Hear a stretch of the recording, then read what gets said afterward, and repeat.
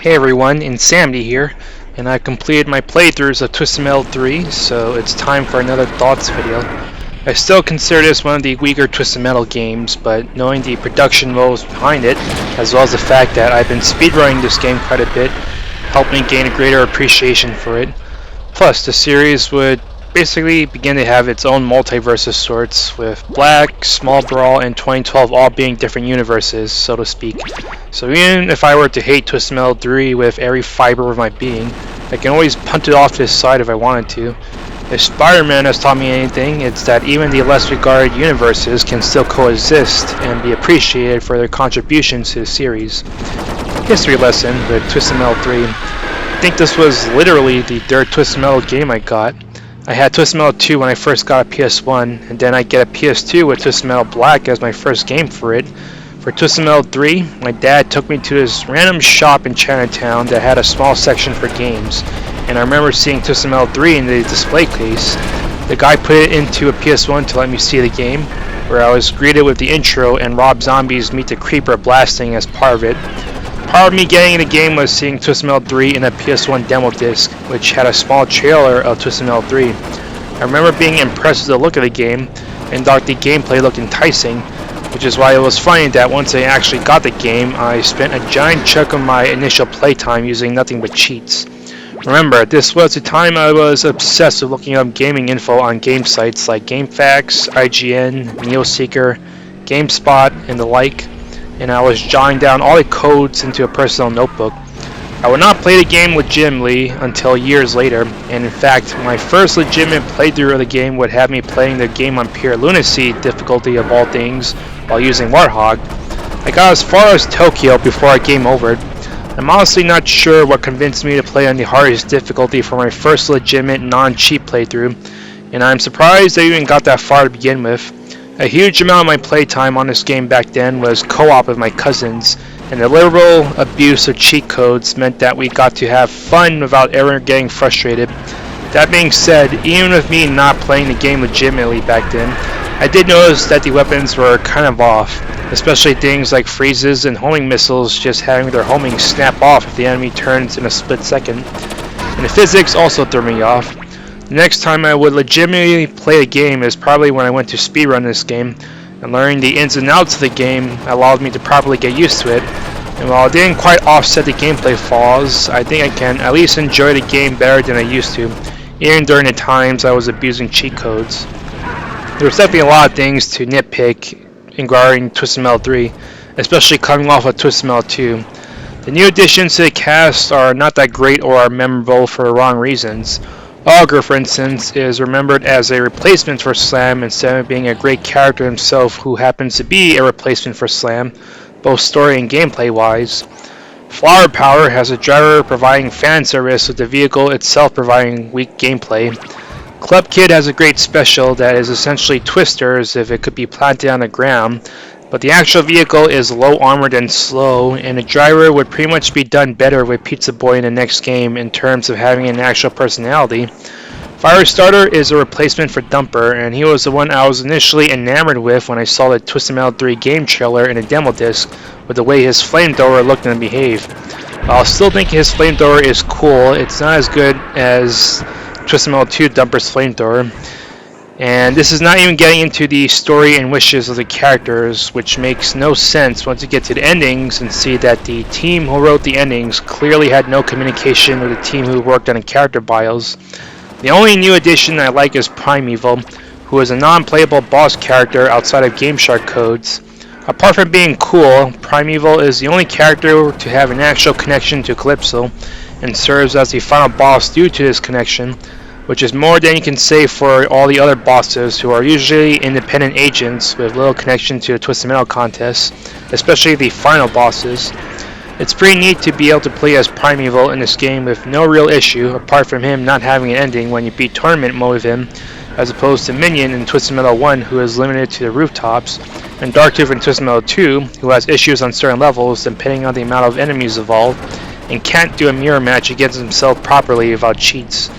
But overall, the cast of Twisted Metal 3 is fairly weak, and even the ones returning from Twisted Metal 2 have to deal with a new, quote-unquote, realistic engine and having less power overall than the Twisted Metal 2 cells, plus the terrible mismatch of their bios and endings. That's one nitpick I have. The other one is that the overall time to kill is slower than Twisted Metal 2's, especially with rams being severely nerfed. Most powerful weapons are only powerful in the context of Twisted Metal 3, like specials. Grim Special is an especially sad case. It does do good damage, but compared to Twisted Metal 1 or Twisted Metal 2 Grims, which are capable of 3-shotting most of the cast, Twisted Metal 3 Grim Special, which is not capable of doing that at all, just comes off very poorly in comparison. His gameplay role is supposed to be that of a glass cannon, but with weak armor and a special that just does okay damage at best with no homing ability, he's largely just weak. He's even more weak due to the physics system making cars far more prone to flipping and tumbling around. So if you get flipped over as Grim and the enemy is being aggressive, you can be certain you'll die. A basic combo that cripples an enemy Grim very quickly is a freeze, 2 power missiles, and a napalm. So you can imagine the bare minimum the enemy would need to send you to the grave while playing as Grim. Compounding the issue is that weapons also just have no oomph when they hit someone, especially things like power missiles, and that makes them feel even weaker as a result. That being said, after speedrunning this game, I now see that the weapons have just enough power to them to kill enemies adequately, especially with things I used to find weak like power missiles, and with tricks like the rear attack spam. Some weapons like a stockpile of fire and homing missiles can be devastating, rear fired. Still, I personally prefer the fundamentals of weapons being rock solid so that there is no need to use tricks like rear attack spam to make them feel stronger. Twisted Metal 3 introduces 3 new weapons to the series: speed missiles, rain missiles, and mortars, while keeping the entire arsenal from Twisted Metal 2. This is a smaller case of quality versus quantity compared to Twisted Metal 1. Speed missiles and rain missiles are kind of okay for destroying objects, not so much dealing damage, while mortars are stronger napalms with no flame damage and a different kind of tracking system. Rain missiles, though, are mostly useless. They are pretty cool, but don't do much damage, and the spread when they drop fireballs is too wide open. Mortars are a good addition with a risk reward for using them like napalms up close.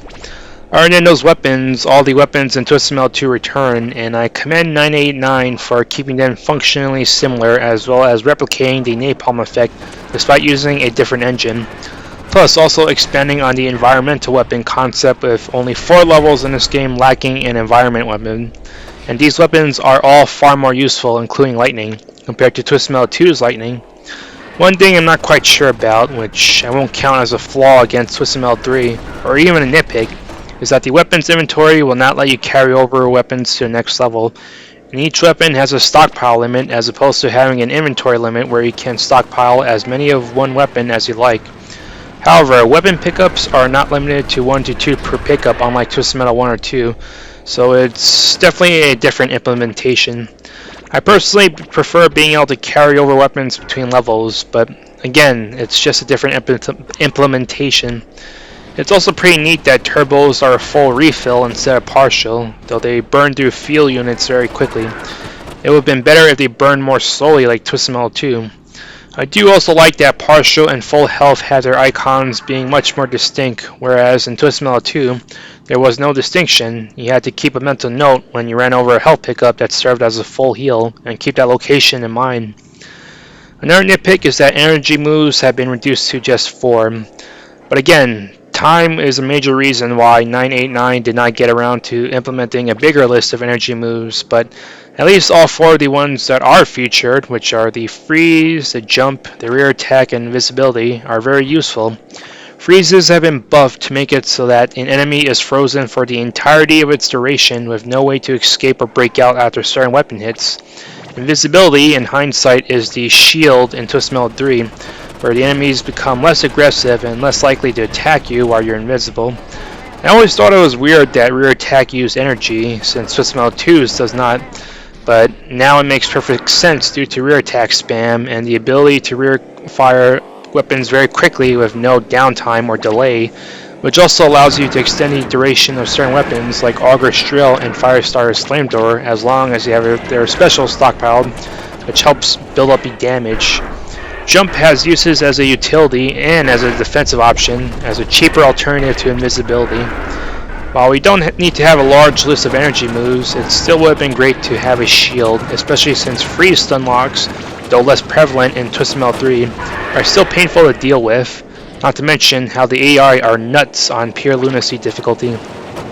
While I don't find the levels flawed, or to be flawed outside of Egypt, I mostly find them okay. For me, there isn't a truly standout level for me in this game, especially given how Twisted Metal 3 continues the world tour setting from Twisted Metal 2. Egypt is the worst offender in terms of how the Twisted Metal 3 physics just don't vibe well on a level that has a lot of bumpy surfaces, combined with the handling on some vehicles making them unable to drive in a stable manner, which is the worst when it comes to trying to intercept enemies from grabbing the very out in the open health pickups. Not to mention how the edges of the map are also angled and have too much vertical area you can drive up, which makes chasing after enemies who go up there a huge annoyance. If there's one thing that I do dislike about Twisted Metal 3 that has a tangential relation to level design, I think the enemy regeneration is a lousy idea. It's weird because the levels were originally meant to be larger than what the final versions ended up being, but despite the final versions being smaller, they still felt the need to space out enemy spawns via enemy regeneration just to ensure smoother gameplay and not having too many enemies on a map and preventing lag. It just ends up making levels feel like they take longer than they're supposed to. Though at least it also means that the levels have fast load times overall. Speedrunning this game has helped me see that the Twisted Metal 3 tournament pacing is fairly reasonable and not as bad as I thought. But again, it still would have been great if they didn't have enemy regeneration at all.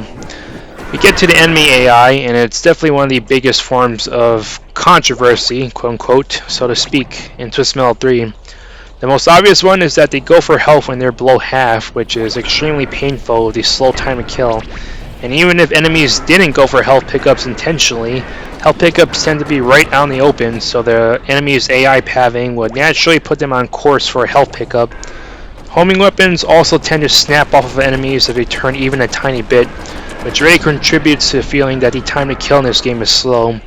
With the physics and handling, it gets incredibly aggravating that even someone like Mr. Grimm can bump into a player minion and topple them over, and the AI is very fond of charging directly at vehicles, which usually messes with you trying to target one enemy to death if they bump into you or they bump into your target. One thing I learned about the enemies while doing speedruns is that enemy AI also read player inputs, which also explains at times why they seem to turn in a split second to snap away from a homing weapon. But you can use this to your advantage to manipulate enemy movement, though fights at close range might end up being a ring around a rosy circus, which gets very annoying, especially if in an area of a map that does not have a flat terrain. One thing I also dislike about the AI, which falls under a nitpick, is that they don't have unique behavior like the ones in Twisted Metal 1 and 2. They aren't coded with unique weapon preferences or even frequency of the use of their specials. While people probably won't say the AI in this game is to their liking, at least one laudable thing about the AI that most people would agree on is that they actually do fight other enemies, and it's possible for them to kill each other. This really helps contribute to the idea of Twisted Metal being a fight to the last person standing battle royale theme. While it's understandable that Twisted Metal developers probably wouldn't want the player to hide away to let the enemies tear each other apart, it's nice to have a Twisted Metal game that remembers what the concept is supposed to be. Five enemies ganging up on you while coded to do either little to no damage to each other is hardly indicative of the concept of Twisted Metal. It's only acceptable to an extent if you have the means to isolate or quickly dispatch them. I pretty much mentioned the things I liked when I was going through the different areas of the game, but one thing I have not mentioned that I liked was that Twisted Metal 3 is the first game to introduce customizable controls. On Discord and Twisted Metal Federation, Jim Buck mentioned this was inspired by his fondness for Quake 2. The only games with customizable controls that aren't made by 989 Studios are the PC versions of Twisted Metal 1 and Twisted Metal 2. Every game after Twisted Metal 4 has preset controls, and to be fair, the classic control scheme is good enough for me. But even a tiny bit of customization will be greatly appreciated for things like not needing to double tap or turbo, or being able to switch the fire weapon button from R2 to L2 in Twisted Metal PS3. especially when considering that this is a PS1 console game and control customization is probably the least of people's gaming preferences. But just the fact that it was possible at all shows that customizable controls could very much be a thing for console games in general, if any game developer were willing to allow them. There's also the CPU Ally, which is quite innovative for Twisted Metal, considering that AI allies typically are found in things like FPS games and action games instead of car combat. Sometimes they're a nuisance when trying to take out a single enemy, and friendly fire is a thing, but you can reduce the enemy count by 1 when you have a CPU ally, and you also won't go through tournament mode alone. Other things I like are that mirror matches are possible. You can have multiple of one enemy in deathmatch if you wish. You can go into levels with 0 enemies in deathmatch to study the level layout, and the 30 FPS allows for very responsive energy move inputs. The window is so generous that you can input each direction in an energy move with a reasonable delay in between and still execute the energy move. In fact, I tend to accidentally execute things like rear attack and freeze just because of how responsive the inputs are due to the 30 FPS. The non-989 TM games all have some issue with the execution of their energy moves outside of Twisted Metal Lost in 2012, which have simplified inputs that never fail to execute as a result, and you can never input them by accident at all. So after playing Twisted Metal 3, I think the only real reasons though that I go back to it are for speedrunning and playing as this version of Darkside, as well as Primeval. I'm more likely to go back to it over Twisted Metal 1 in any case, even if I would rate both games a 6 out of 10 and rank them low on my list of Twisted Metal games. So, that's the gameplay and commentary. Hope you enjoyed it, and Insanity is out.